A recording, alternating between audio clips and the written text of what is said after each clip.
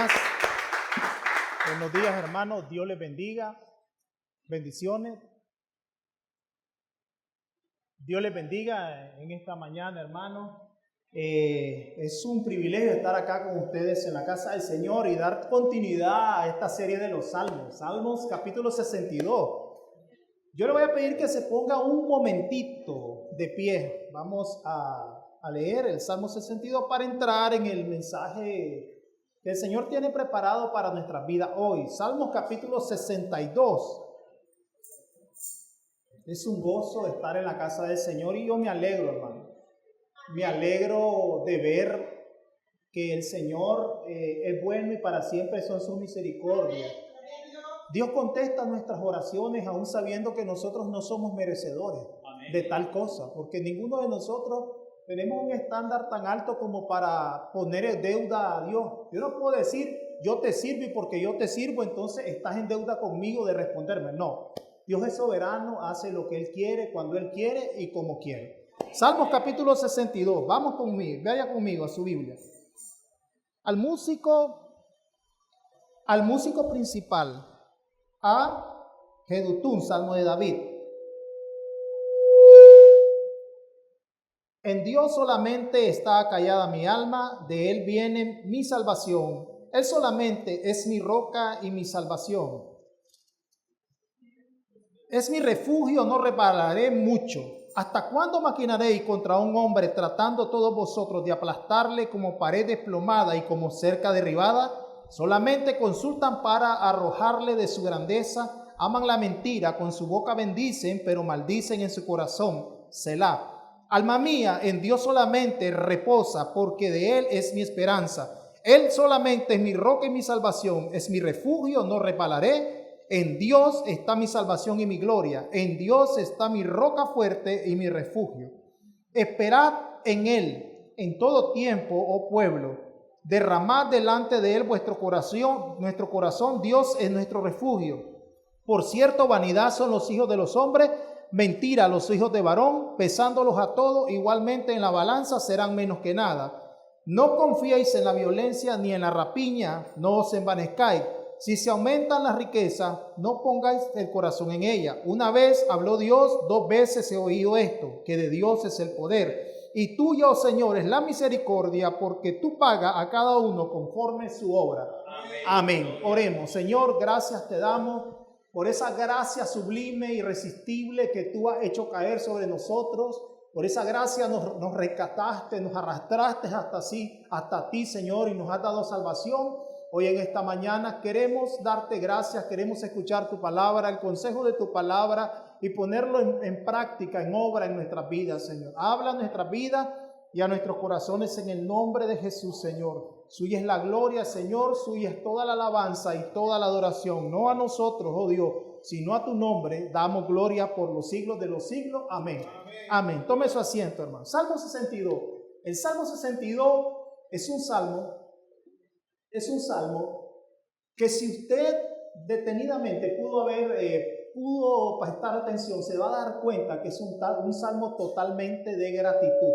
Este salmo es un salmo que su estructura es diferente a todos los salmos que hemos venido estudiando. La mayoría de los salmos comienzan con una petición, comienzan con una súplica. La mayoría de los salmos comienzan con una oración dirigida a Dios por el salmista pidiéndole rescate, pidiéndole su ayuda. Pero este salmo es un salmo que está estructurado en la adoración, en la gratitud. Es un salmo de gratitud. Es uno de los salmos que refleja la gratitud del salmista David hacia Dios. Y lo podemos ver porque del versículo 1, este salmo está estructurado en 12 versículos.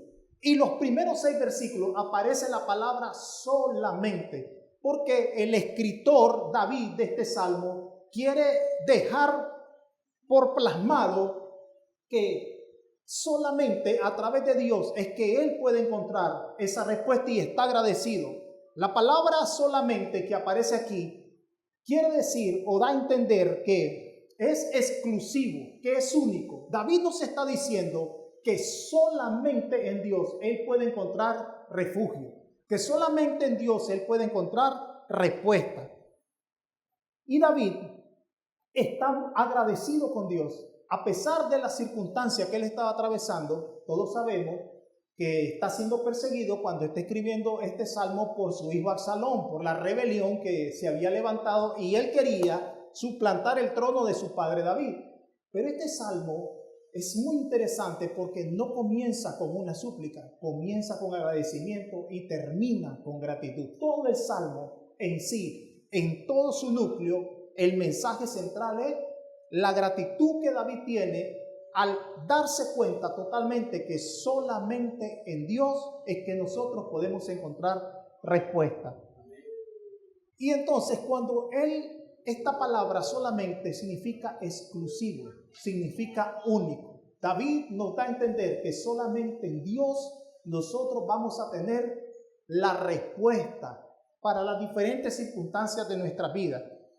Primera de Corintios capítulo 8 verso 6 dice: para nosotros, sin embargo, solo hay un Dios, el Padre, del cual proceden todas las cosas, y nosotros en Él, y un solo Señor Jesucristo, por medio del cual todas las cosas fueron hechas y por medio del cual existimos.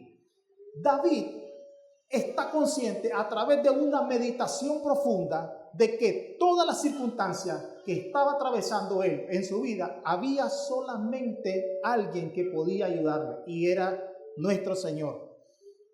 Entonces David nos quiere dar a entender que cuando nosotros tenemos las circunstancias, tenemos problemas, solamente debemos de tener en nuestros corazones la fe y la confianza de que solamente Dios es el único que puede darnos refugio, consuelo. Dios es el único que puede darnos respuesta. Pero esto solo lo podemos obtener a través de una meditación profunda de quién es Dios para nosotros. Dios es el único Dios. Recordemos la historia. En el Deuteronomio 6, Dios se le revela al pueblo de Israel y le dice: Jehová tu Dios es uno solo. Shema en el hebreo. La palabra Shema significa uno solo. Dios se ha querido dar a conocer a través de la humanidad, a través de la historia, a través del tiempo. Usted recuerda en Éxodo capítulo 3, cuando Dios llama a Moisés, este hombre que había sido desterrado. La Biblia dice que Moisés presenta y mira la figura de una zarza ardiente. Dios se le revela al hombre de la manera o del método que el hombre pueda entenderlo. Y la Biblia dice de que Moisés empieza a ver la zarza que ardía pero no se consumía. Y lo interesante es que Dios se le presenta a Moisés en el desierto, donde él estaba abandonado, donde no había nada, donde no había recursos, donde no había amigos, donde no había totalmente nada. Pero cuando se le presenta, comienza y entabla una conversación. Cuando todos sabemos la comisión que Dios le da a Moisés y le dice que vaya al pueblo, a Egipto, porque va a rescatar al pueblo de Israel. Pero Moisés le dice: cuando yo llegue, ¿quién voy a decir yo que eres? Y él le dice: dile que yo soy el gran yo soy, el tetragramatón en el hebreo. Soy el gran yo soy, el Dios de tus padres. Dios se da a conocer como el único Dios verdadero para nosotros. Y David conocía esto y sabía esto.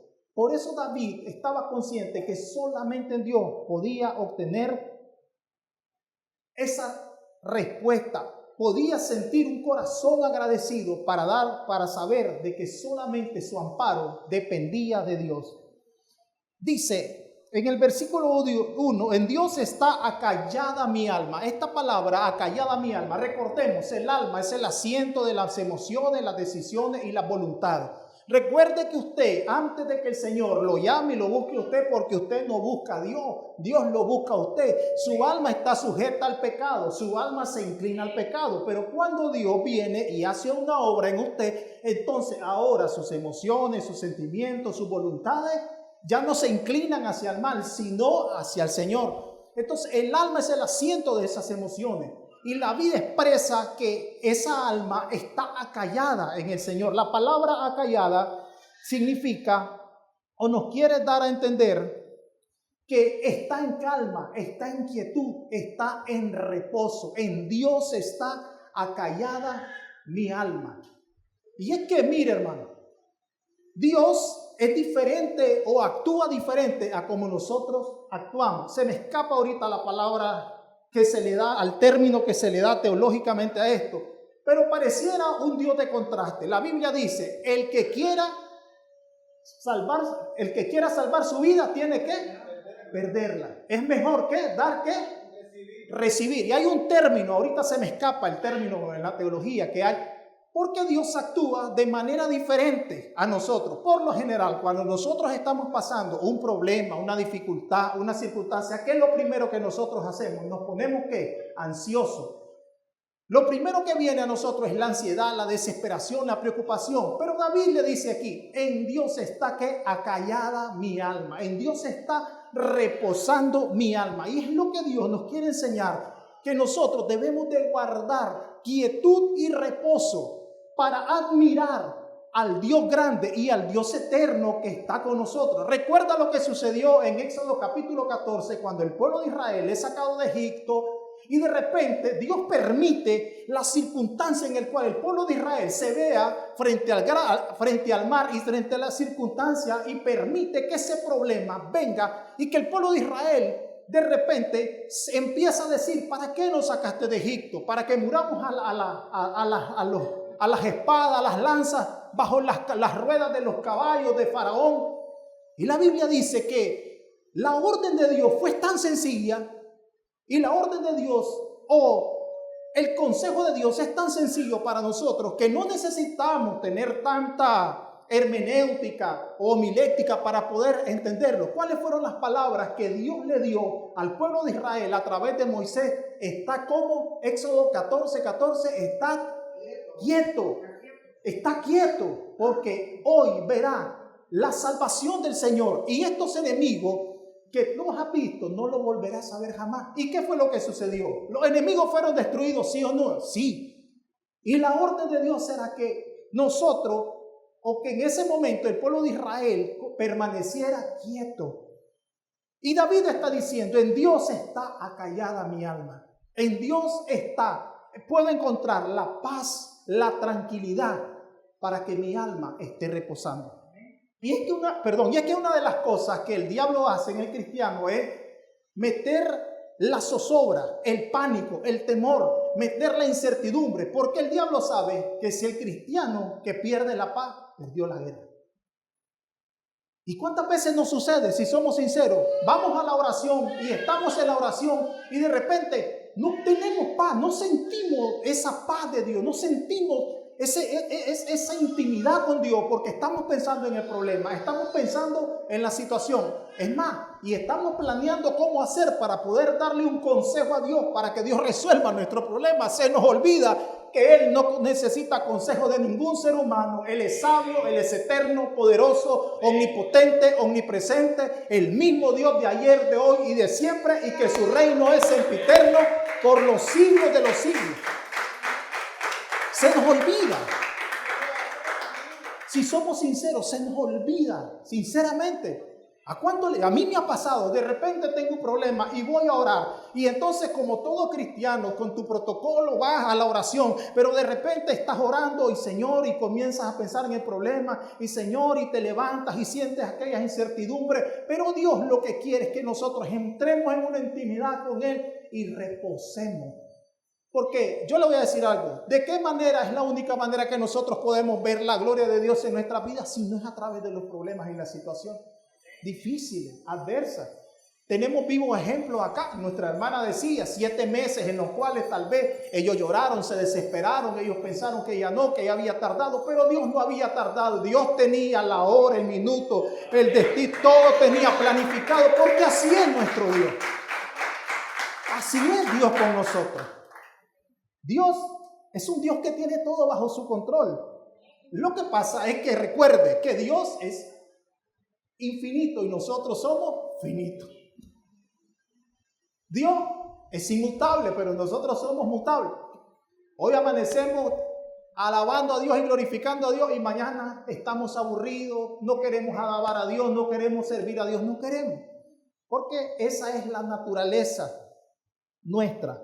y le dice, en Dios está acallada mi alma. Esta palabra acallada es reposando, estar en reposo. La palabra reposo viene de la palabra griega katapausis, que significa descanso espiritual, pero un descanso en que en la obra de Dios, en la obra que fue consumado, la obra de Dios que fue consumada en la faz de Jesucristo. Usted recuerda las palabras de Cristo en la cruz del Calvario, la última palabra antes de expirar, ¿cuál fue? Consumado es, teletestai. Esta es una palabra que la Comisión Romana la utilizaba cuando iba a la guerra, cuando iba a conquistar una ciudad, y luego que conquistaba la ciudad, venían los romanos y alzaban la bandera de César y de Roma y decían, teletestai, consumado es, todo está hecho. Esas fueron las palabras de Jesús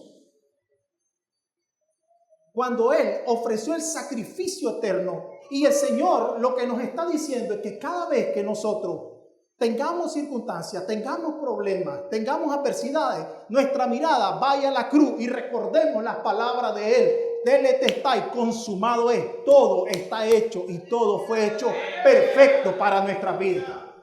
No podemos añadirle nada más, Él ya lo hizo todo en la cruz del Calvario. Recordamos la palabra de Jesucristo en Juan 14 cuando se dirigía a sus discípulos y le dice, bueno, Él está a punto de irse, Él sabe que sus discípulos quedan en zozobra, Él sabe que sus discípulos, entre ellos, sabía que podían desesperarse, y las palabras de Jesús fueron, mi paz os dejo, mi paz os doy. Yo la doy no como el mundo la da, sino como solo yo la doy. La definición de paz en la RAE, que es la Real Academia, dice que la paz es la ausencia de los problemas. Paradoja, ya recordé el término teológico que se utiliza para decir ciertas cosas que parecieran contraste, es una paradoja. Y esto es una paradoja, lo que Jesús dijo aquí, porque si la definición del mundo es que la paz es la ausencia de los problemas, es la ausencia de las dificultades, entonces nosotros podríamos decir, no tenemos paz. Claro que tenemos paz, porque la paz bíblica es la que Dios te da en medio de las circunstancias. Es el gozo que Dios te puede dar, es el reposo que Dios te puede dar, es la paz que sobrepasa todo entendimiento que Dios le da a sus hijos en medio de la adversidad, en medio de los problemas. Mientras que el mundo define paz como la ausencia de problemas. Usted mira, ¿qué es paz? Que yo no tenga problemas. No, la paz que Cristo me da es la paz, es la gracia que Dios me da de poder cargar mi cruz en medio de las dificultades. Pero en medio de las dificultades yo pueda alzar mis ojos a los cielos y decir, ¿de dónde vendrá mi socorro? Mi socorro viene de Jehová, que hizo los cielos y la tierra. Salmo 46:1. Corre fuerte es el nombre de Jehová. A él corre el justo y el justo será levantado. Proverbios 18:10. Esa es nuestra paz. La paz de Dios es lo que dijo en Mateo 27. No los dejaré solos, sino que estaré con vosotros hasta el fin del mundo. Entonces David estaba experimentando esto, que a pesar de que estaba perseguido, que a pesar de que él estaba en dificultades, él tenía paz. Su alma estaba acallada, su alma estaba en quietud, porque él sabía que Dios estaba con él. Nuestra alma tiene que estar acallada, nuestra alma tiene que estar en paz, porque nosotros sabemos que la obra que Él hizo en la cruz del Calvario es perfecta. Que Él no se equivocó ni un solo instante, es perfecto. Primera de Pedro 5:7, el mensaje de Pablo. ¿Cuál es el consejo de Pablo? Humillaos pues bajo la poderosa mano de Dios y Él os exaltará cuando fuere su tiempo. En el contexto de este capítulo, Pablo viene hablando a la iglesia. Pedro viene hablando porque sabe que está frente a creyentes que están experimentando momentos de zozobra. Por eso Pedro comienza y le dice, revestido de toda humildad. Y continúa diciendo, humillado bajo la poderosa mano de Dios. Humillado, la palabra humillado significa por debajo. Que nosotros estemos por debajo de la mano de Dios, confiados, sabiendo que Él tiene el control de todas las cosas. Y pero es que es fácil, escucharlo es fácil, oírlo es fácil, lo difícil es practicarlo. Eso es lo difícil. Eso es lo difícil. Si somos sinceros, sí o no, Por eso es que nosotros somos vasos de barro. Por eso es que dice 2 Corintios 4:7, pero tenemos este tesoro en vasos de barro para que la excelencia y el poder sea de Dios y no de nosotros. No existe tal persona como que tiene una fe tan grande que no se le va, que de repente no sienta que se está tambaleando. No existe una persona que diga, yo todos los días me levanto con la misma fuerza, el mismo vigor. Yo todos los días me agarro con los demonios, con el diablo, se corren cuando yo voy porque yo soy el ungido. No existe eso. Nosotros somos seres humanos que somos finitos. Nosotros somos seres humanos débiles, que Dios nos sostiene, que cuando caemos Él nos levanta, que cuando nosotros, hermanos, estamos a punto de fallecer, Él envía su gracia para sostenernos. Él nos ayuda, Él nos persuade. Jeremías le dijo en el capítulo 20, en la profecía de Pasur, ya no quiero sufrir más en tu nombre, por eso ya no hablaré, cerraré mi boca, no volveré a hablar. Pero Jeremías sigue diciendo, pero de repente sentí un fuego ardiendo que corría dentro de mí. Me persuadiste y fuiste más fuerte que yo. Esta palabra persuadiste, me envolviste totalmente con el poder de tu Espíritu Santo, con la gracia. Y de repente el que ya no quería cantar está cantando, el que ya no quería orar está orando, el que ya no quería leer la Biblia está predicando, porque esa es la gracia de Dios. Eso es lo que Dios hace en nosotros. Es que todo es por Él, la obra es de Dios. Por eso es que nosotros no podemos atribuirnos nada, porque no colaboramos nada en la obra de Dios.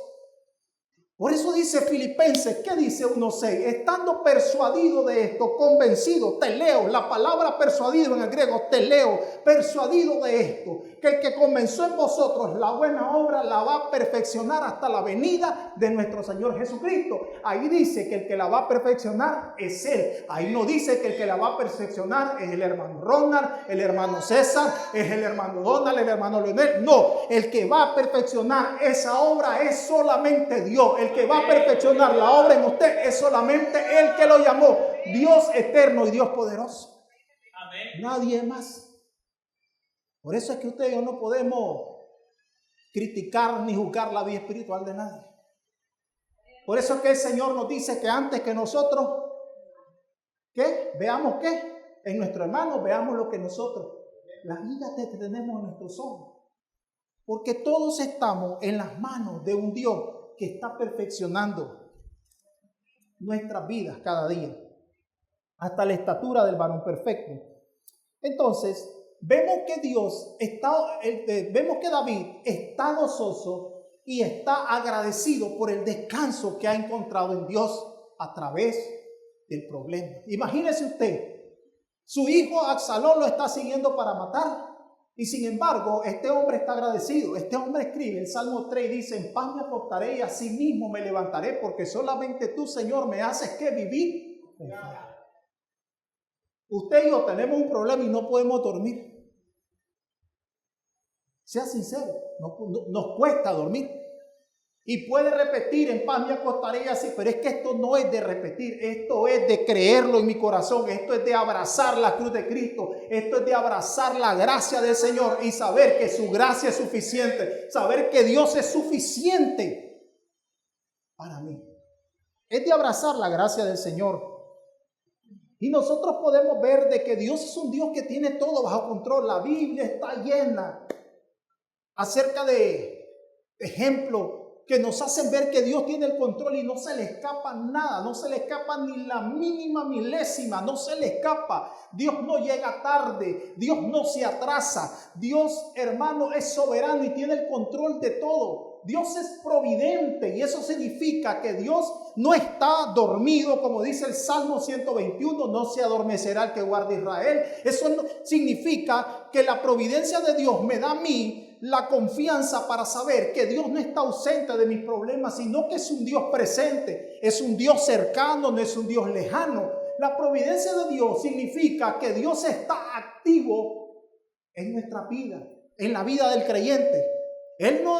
Nosotros, hermanos, no es que hay gente que dice qué buena suerte o actos fortuitos que pasen en nuestras vidas. No, qué buena suerte que iba pasando por la calle y de repente venía un carro desmangado y venía a estrellarse contra mí, pero de repente se desvió. qué buena suerte que me llamaron del trabajo, qué buena suerte. Nada de eso es buena suerte. Se llama la providencia de Dios que cuida de nosotros. Se llama el camino que Dios prepara para que nosotros podamos andar las sendas, como dice en el Salmo 23, Jehová es mi pastor y por senda de justicia me hará descansar.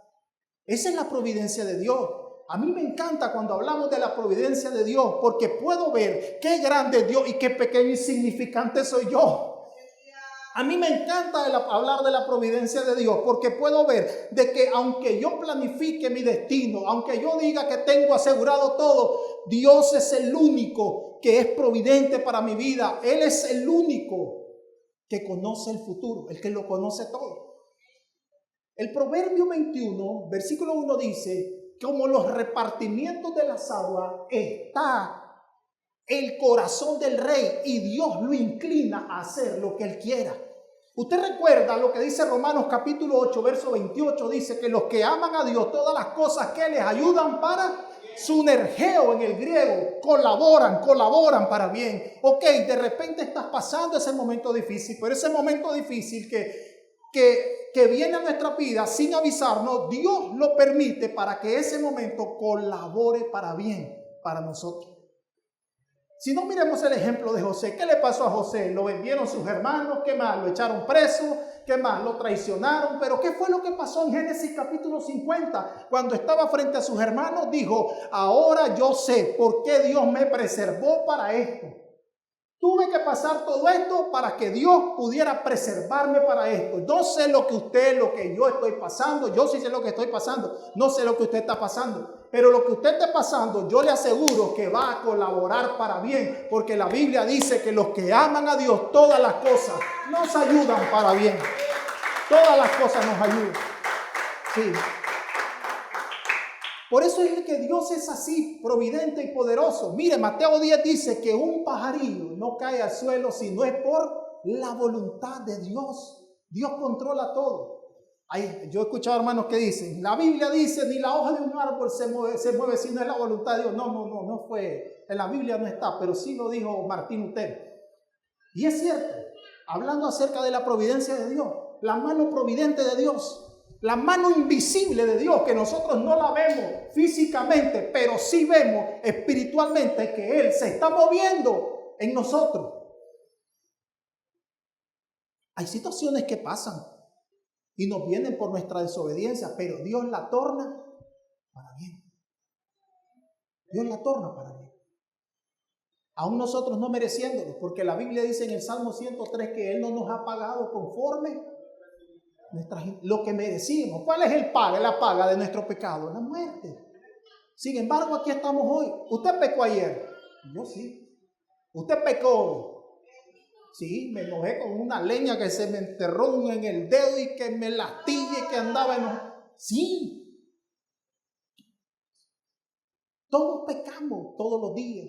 Pero todos disfrutamos de la gracia inmerecida del Señor, de la misericordia inagotable. La Biblia dice que Él prolongó su misericordia porque a Él así le plació y así quiso hacerlo.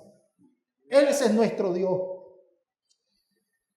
Versículo 2, vamos rápido. Él solamente es mi roca y mi salvación. Es mi refugio, no repalaré mucho. Hay tres aspectos que aquí David describe de Dios.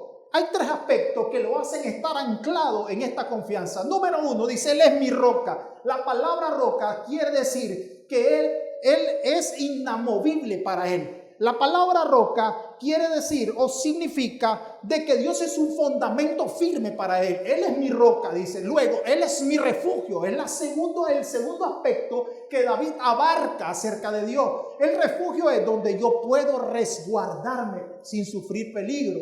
Y el tercer aspecto que Él abarca es que Él es su salvación. Él lo guarda de todo peligro.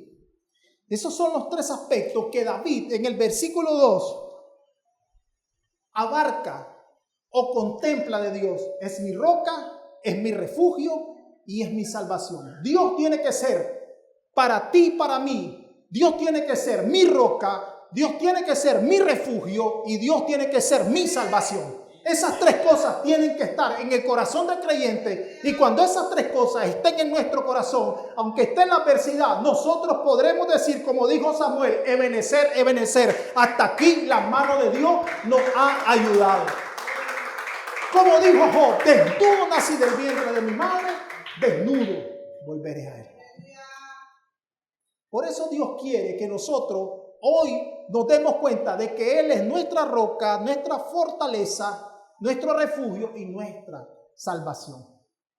Versículos 3 y 4 dice así: ¿hasta cuándo maquinaréis contra un hombre? Hay una pregunta. Tratando todos de vosotros de aplastarle como pared desplomada y como cerca derribada. Solamente consultan para arrojarle de su grandeza. Aman la mentira con su boca, bendicen, pero maldicen en su corazón. Aquí está hablando de la traición de Absalón, su hijo. La traición, usted recuerda a Ahitofel, Absalón, que vinieron y en secreto se juntaron para darle el golpe de estado del papá. Está hablando de eso. Ahí está hablando de la adulación que muchas veces, que hizo Absalón y que muchas veces hay en nosotros.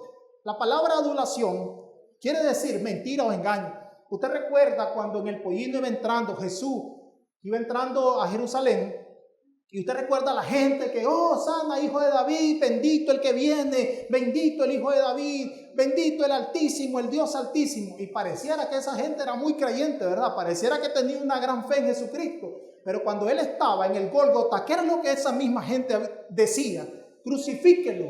Entonces, la adulación es eso, es un engaño. Una persona cuando te adula es aquella que te habla bonito, pero es engañosa. Sus palabras son engañosas, áspid de espada, áspid de serpiente, algo así, áspid de serpiente le llama la palabra del Señor. Versículo 5 dice así: alma mía, en Dios solamente reposa, porque Él es mi esperanza. La palabra esperanza significa una expectativa segura de las promesas de Dios. Significa que nosotros debemos estar seguros de que Dios, hermano, es fiel. Y esto que Dios es fiel se refiere a que Él tiene todos los recursos para poder cumplir la obra que Él quiere. Dios no necesita la ayuda de nadie. Dios no necesita la consulta de nadie. Dios no necesita la intervención de nadie. De repente pareciera como que nuestro pensamiento se llena de decir, voy a darle una ayudita al Señor. Voy a tenderle la mano. Dios no necesita la intervención de ninguna mano humana, porque Él no comparte su gloria con nadie. Lo que Él hace, Él lo hace porque Él tiene el poder para hacerlo. Él tiene el poder para hacerlo.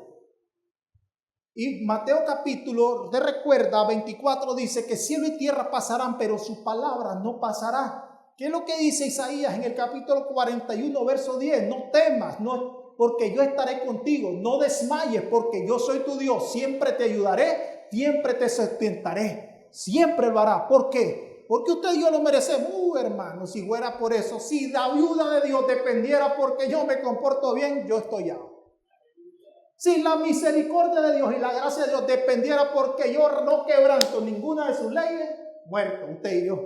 Por eso tuvo que venir el Hijo de Dios a suplantarme a mí, morir en la cruz del Calvario y ofrecerse como un sacrificio perfecto para que hoy usted y yo podamos gozar el acceso directo de ese Dios eterno, rico en misericordia, clemente en misericordioso, lento para la ira, pero grande en misericordia. Hermano, es que debemos de contemplar la hermosura de ese Dios como un Dios tan grande, tan poderoso, que hizo los espacios, hizo el universo. La Biblia dice que Él se inclina para escuchar nuestra oración. La Biblia dice que Él tiene cuidado de nosotros. Mateo 6, no os afanéis por lo que hay de comer o de vestir. Si Dios cuida los lirios, ni Salomón se vistió como los lirios del valle. Dios cuida de los pajaritos y les da de comer. Dios quiere que nosotros admiremos a ese Dios glorioso y digamos en nuestro corazón, realmente, como le dijo Pedro en la pesca milagrosa: Señor, apártate de mí, porque yo soy un hombre pecador. Apártate. Dios quiere que nuestro ego quede por el suelo. Dios quiere que nosotros realmente nos demos cuenta de lo que somos, de que nosotros no merecíamos nada, pero por su gracia Dios nos rescató. Versículo 7. En Dios está mi salvación y mi gloria. En Dios está mi fuerte y mi refugio. Aquí David está hablando de la dependencia que tiene de Dios. Él está gozoso porque sabe que él se ha afirmado o se ha recostado a esa roca inamovible que es Dios y que no le va a fallar. Usted ha leído Romanos capítulo 8, verso 35, que dice que ni lo alto, ni lo profundo, ni ninguna cosa creada, nada nos podrá separar del amor de Dios que es en Cristo Jesús. Y nos gozamos cuando escuchamos eso. Pero déjeme decirle algo que le va a desalentar. Ese versículo está vigente no porque usted no le falla a Dios, porque la Biblia dice en 2 de Timoteo que nosotros seamos infieles, Él permanece fiel, sino que yo no soy separado del amor de Dios, porque Él es perfecto en su amor y Él decidió amarme. Por eso es que nada me puede separar del amor de Dios, no es por usted ni por mí. Hoy, antes de venir a la iglesia, me encontré a la hermana Juanita, tal vez algunos aquí lo recuerdan. Estaba en el tabernáculo, nos congregamos y me dice: hola hermano, hola, bendiciones, va para la iglesia. Así, sí, me alegra que siempre esté en la plomada y esté firme en los caminos del Señor, ni un paso atrás, ni un paso atrás. Y yo decía: hermana, si supiera cuántas veces he querido tirar la toalla, pero la gracia de Dios me ha ayudado, la gracia de Dios me ha sostenido. Si supiera, hermano, que usted está de pie, no por sus atributos, no porque usted pueda colaborar en nada. ¿Recuerda usted lo que le dijo el apóstol Pablo a los Gálatas en el capítulo 3? Oh Gálatas insensatos, ¿quién os ha fascinado? Habiendo comenzado por el Espíritu, terminarán en la carne, porque nosotros no podemos contribuir a nada. Filipenses 2:11 dice que Dios produce en nosotros el querer y el hacer para hacer su buena voluntad. Sin Dios no somos nada. Sin Dios no somos absolutamente nada. Y Juan 15 habla de que sin mí nada soy, sin nada podéis hacer, dijo Jesús. La permanencia, la perseverancia de los santos. Y esta perseverancia de los santos no es porque, Dios escoge hombres tan valientes, Dios escoge hombres tan llenos de atributos, nada de eso. Usted recuerda Jueces capítulo 7, la historia de Gedeón. Usted recuerda que cuando Dios llama a Gedeón y le dice: vas a pelear contra los madianitas, 32,000 soldados israelitas estaban preparados, pero la Biblia dice que antes de ir a la batalla, 22,000 empezaron a temblar, las rodillas le empezaron, parecían campanarios, temblándole del miedo. Y el Señor le dice: 22,000 van fuera, quedaron 10,000, pero aún así le dice Dios: no des con esos 10,000, Gedeón, no es con esos 10,000, no vaya a ser que el pueblo de Israel después diga: por el poder de mi mano vino la victoria, y con 300 soldados. Y podemos decir: qué valiente Gedeón y sus 300 valientes. Nada de eso. La Biblia dice que cuando iban al campo de Madián, iban con trompetas, parecían músicos, no parecían guerreros, pero la mano de Dios estuvo ahí para darle la victoria. Lo que necesitamos es la mano de Dios. Lo que dice Zacarías: no es con espada, no es con ejército, es con el poder del Espíritu de Dios. Y entonces nosotros perseveramos, no porque nosotros no fallemos, no porque nosotros tengamos cualidades, no porque nosotros tengamos algo especial o por nuestros esfuerzos. Es que yo persevero por mis ayunos, por mis oraciones, porque no son mis esfuerzos humanos. Yo persevero porque la mano de Dios, la promesa de Dios dice en Juan capítulo 10: ninguno de ellos se me va a perder. Mis ovejas oyen mi voz y ninguna de ellas se me va a perder, porque Dios las tiene en su mano. Es por eso que nosotros perseveramos. Por eso Dios nos preserva. Porque la obra es solamente de Dios. Versículo 8 dice: despierta alma mía. Versículo 8 dice: esperad en Él en todo tiempo, pueblo, derramad delante de Él vuestro corazón. Dios es nuestro refugio. Aquí está llamando a los pueblos de la tierra a confiar en Dios, a que pongan su confianza en Dios. Versículo 9: por cierto, vanidad son los hijos de los hombres, mentira los hijos del varón, pesándolos a todos igualmente en la balanza, serán menos que nada. Aquí el salmista David está haciendo una alegoría como pesando en balanza a los hombres, y aquí está hablando de la transitoriedad del hombre y la eternidad de Dios. Salmos capítulo 90 dice que nosotros somos efímeros y pasajeros. Por más poder, posición, lugar, por más bienes que Dios te ha permitido tener en esta tierra, un día está establecido, dice el libro de Hebreos, que el hombre muera y después de esto el juicio. Un día el hombre va a morir y su memoria se va a borrar. Mire qué interesante. Nerón había tomado la decisión y se dio a la tarea, impulsado por aquellos deseos satánicos de exterminar a los cristianos.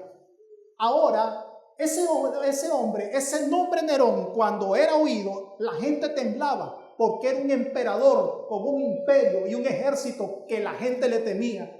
Pero hoy en día, ¿cómo se llaman muchos de los cachorros o los perros domésticos de la casa? Nerón. El hombre que quiso destruir a los cristianos y que ese nombre en ese momento era impotente. Hoy los perros se llaman Nerón. Porque el único soberano, el único que es eterno, se llama Jesucristo, Rey de Reyes y Señor de los Señores. Él es nuestro único Dios. Él es nuestra esperanza inamovible, nuestro Dios. Me gusta este versículo 11, dice, una vez habló Dios, 2 veces he oído esto, que de Dios es el poder. Recuerdo que hace muchos años atrás, una vez yo prediqué en este versículo, y hoy, y cuando lo estaba estudiando, dije, me salí del contexto totalmente de lo que quería decir. Un texto fuera de contexto. Pero aquí lo que quiere decir no es específicamente que el salmista David está diciendo o repitiendo las 2 veces. No, él está dejando constancia que no importa el poder que un hombre pueda tener, no importa el único poder, la fuente de poder inagotable y eterna es Dios. De Dios es el poder. Él está hablando acerca de este poder que Dios tiene absolutamente sobre toda su creación. Por eso Dios es soberano. Por eso usted y yo no podemos ni torcerle el brazo a Dios, ni ayudarlo, ni aconsejarlo, ni contarle hasta 3. Te voy a contar hasta 3 para que hagas esto. Te voy a dar 2 meses para que hagas esto. Si no haces esto, te dejo, te abandono. No importa. En Jeremías capítulo 2, el Señor le reprocha al pueblo de Israel, le dice, 2 males ha hecho mi pueblo. 1, me dejaron a mí fuente de agua viva. Y número 2, han cavado para sí cisternas rotas que no pueden retener agua. Dios es soberano porque no necesita de nadie. A.W. Pink define la soberanía de Dios de una manera tan sencilla y dice, Dios es soberano, sí. ¿Por qué? Porque Él hace lo que quiere, cuando quiere, como quiere y donde quiere. Punto. Por eso es Dios soberano. Por eso no necesita el consejo de ningún hombre. Yo te aconsejo que haga. Dios no necesita eso. Dios es un Dios soberano. Versículo 12, terminamos. Mire, terminamos puntual para que vean. Y tuya, oh Señor, es la misericordia. Recuerda, Gesed, el trato compasivo que Dios nos da, aunque nosotros no lo merezcamos. Gesed en el hebreo, o eleos en el griego. Porque tú pagas a cada uno conforme su obra. Entonces por eso existirá tal cosa como que malo es Dios. Dios es malo, como dicen los ateos. Si Dios existe, ¿por qué? ¿Por qué los niños? ¿Por qué el terremoto? Si Dios existe, ¿por qué el tsunami arrasó? ¿Por qué? Porque el pecado es la ausencia de Dios en el corazón del hombre. Y cuando está la ausencia de Dios en el corazón del hombre, el pensamiento del hombre es de continuo. ¿Qué dice Génesis capítulo 6? Al mal. Y Dios paga a cada uno conforme sus obras. Así que en esta mañana, hermano, salgamos regocijados de este lugar, sabiendo que Dios es nuestra roca, nuestro refugio y nuestra salvación. ¿David estaba siendo perseguido? Sí. ¿David tenía problemas? Sí. Pero David puede agradecer y sentirse agradecido con Dios porque sabía que Dios estaba con él. Usted puede hoy venir y tal vez está afligido, no tiene para los útiles de su hijo, ya viene en la escuela, entrada a clase. Pero el Dios que le proveyó el año pasado, el Dios que le ha provisto todos esos años, es el mismo Dios que le seguirá proveyendo. Es el mismo Dios que calzará a sus hijos. Es el mismo Dios que vestirá a sus hijos. Es el mismo Dios que le dará la fuerza para trabajar. Es el mismo Dios que pondrá el pan en su mesa. Es el mismo Dios que seguirá siendo fiel hacia con nosotros, aunque nosotros le seamos infieles. Él permanece fiel. Él permanece fiel. Por eso, démosle gracias al Señor y agradezcámosle, porque Dios es bueno y para siempre son sus misericordias.